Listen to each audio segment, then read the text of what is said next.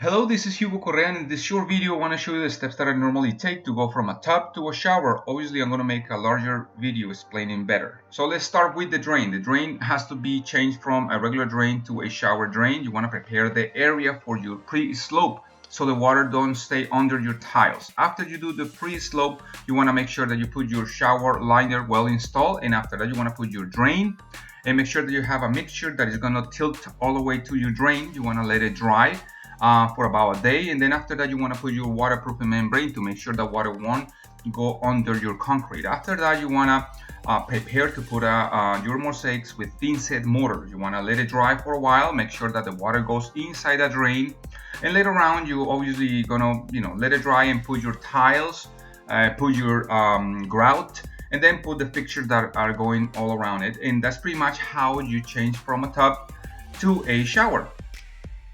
You made it to the end of the video. I'm really happy about it. Don't forget to subscribe, hit the little notification bell, and see more of those videos that I'm going to put around, and stay tuned for more videos. I'll see you soon.